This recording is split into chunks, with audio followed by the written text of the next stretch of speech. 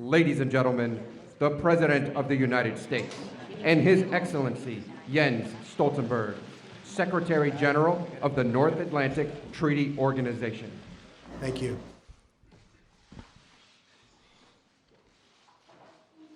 Secretary General Stoltenberg, it's a pleasure to welcome you to the White House, especially at such an important moment in our great alliance. I also want to acknowledge the great work being done by our Secretary of State, Rex Tillerson, to strengthen the NATO alliance, as well as the Secretary's trip to Moscow to promote the security interests of the United States and its allies. He did a terrific job. Just watch parts of it. He did an absolutely terrific job. 68 years ago this month, not far from where we are gathered today, President Harry Truman spoke at the signing of the North Atlantic Treaty. In the nearly 7 decades since Harry Truman spoke those words, the NATO alliance has been the bulwark of international peace and security. NATO allies defeated communism and liberated the captive nations of the Cold War. They secured the longest period of unbroken peace that Europe has ever known. This enduring partnership is rooted out of so many different things, but our common security is always number one, and our common devotion to human dignity and freedom. Since 1949, the NATO member states have more than doubled, increasing from 12 to 28. On Monday, I signed the protocol to approve the 29th, the country of Montenegro.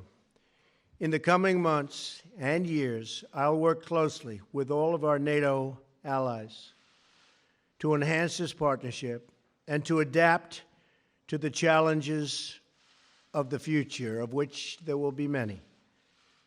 This includes upgrading NATO to focus on today's most pressing security and all of its challenges, including migration and terrorism. We must also work together to resolve the disaster currently taking place in Syria.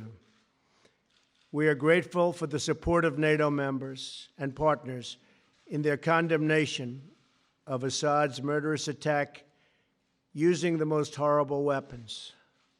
The vicious slaughter of innocent civilians with chemical weapons, including the barbaric killing of small and helpless children and babies, must be forcefully rejected by any nation that values human life.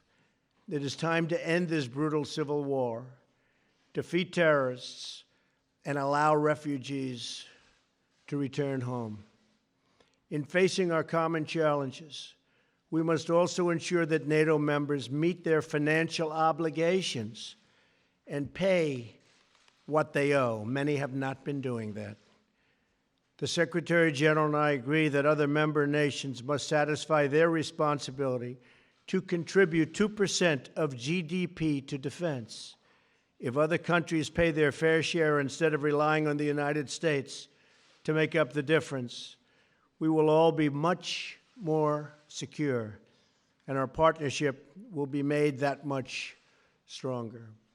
The Secretary General and I had a productive discussion about what more NATO can do in the fight against terrorism.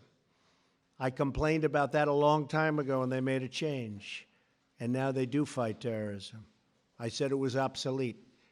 It's no longer obsolete. It's my hope that NATO will take on an increased role in supporting our Iraqi partners in their battle against ISIS.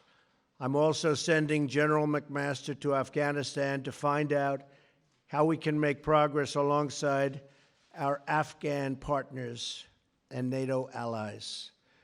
Every generation has strived to adopt the NATO alliance to meet the challenges of their times. And on my visit to Brussels this spring, which I look very much forward to, we will work together to do the same. We must not be trapped by the tired thinking that so many have, but apply new solutions to face new circumstances, and that's all throughout the world. We're not here to stand on ceremony, but to develop real strategies to achieve safety, security, and peace. We're here to protect the freedom and prosperity of our citizens and to give them the future they so richly deserve. Secretary General, I'm honored to have you here today and to reaffirm our commitment to this alliance and to the enduring values that we proudly, and I mean very proudly, share. Thank you very much. Thank you for being here. Thank you. Thank you so much, Mr. President. We just had an excellent and very productive meeting, and it's really an honor to meet you for the first time here in the White House. We agree that NATO is a bedrock of security, both for Europe and for the United States. 2 world wars and a Cold War have taught us all that peace in Europe is not only important for Europeans, but is also important for the prosperity and the security of North America. So a strong NATO is good for Europe, but a strong NATO is also good for the United States. And therefore I welcome the very strong commitment of the United States to the security of Europe. We see this commitment not only in words, but also in deeds.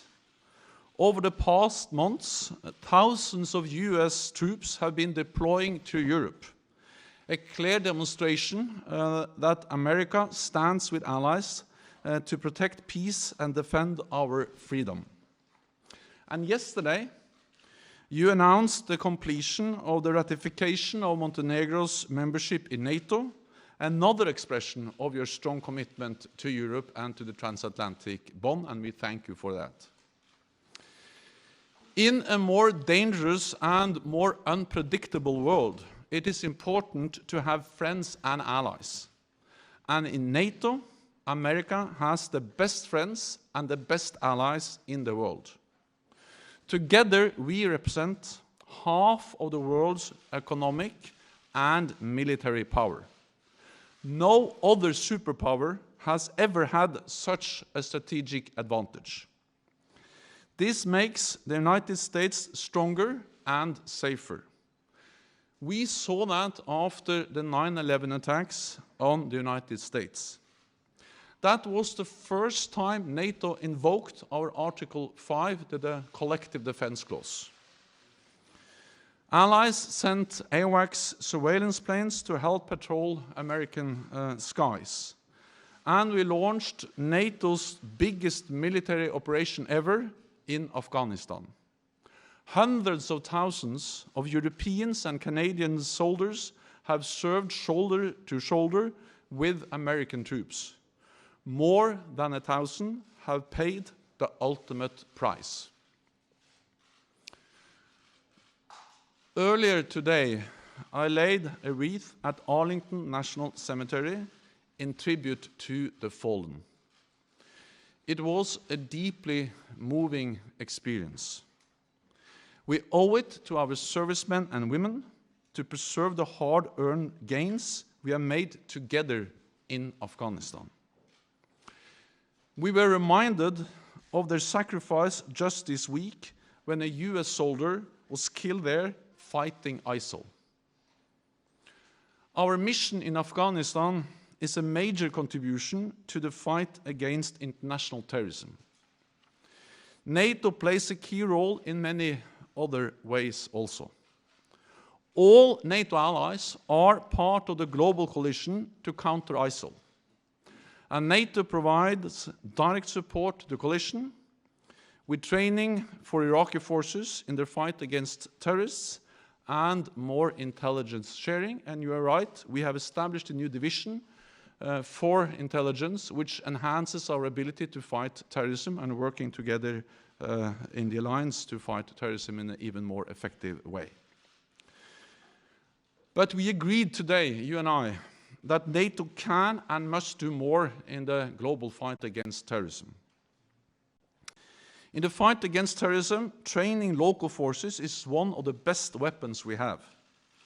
NATO has the experience, the expertise, and the staying power to make a real difference. And fighting terrorism will be an important topic when NATO leaders meet in Brussels in May. The other major topic will be fairer burden sharing in our alliance. And we had a thorough discussion on this issue today. And Mr. President, I thank you for your attention to this issue. We are already seeing the effect of your strong focus on the importance of burden sharing in the alliance. We agree that allies need to redouble their efforts to meet the pledge we all made in 2014 to invest more in our alliance. It is about spending more on defense, it is about delivering the capabilities we need, and it is about contributing forces to NATO missions and operations. This means cash, capabilities, and contributions. Fair burden sharing has been my top priority since taking office. We have now turned a corner. In 2016, for the first time in many years, we saw an increase in defense spending across European allies and Canada. A real increase of 3.8%, or $10 billion more for our defense. We are now working to keep up the momentum, including by developing national plans outlining how to make good on what we agreed in 2014. We know that we all need to contribute our fair share, because we need to keep our nation safe in a more dangerous world. We discussed many different topics during our meeting today, including the horrendous use of chemical weapons in Syria. Any use of chemical weapons is unacceptable, cannot go unanswered, and those responsible must be held accountable.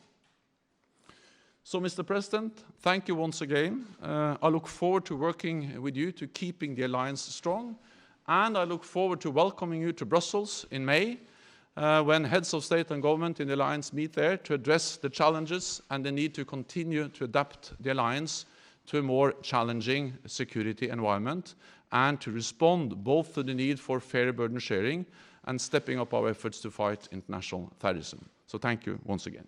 Thank you very much. Great. Thank you.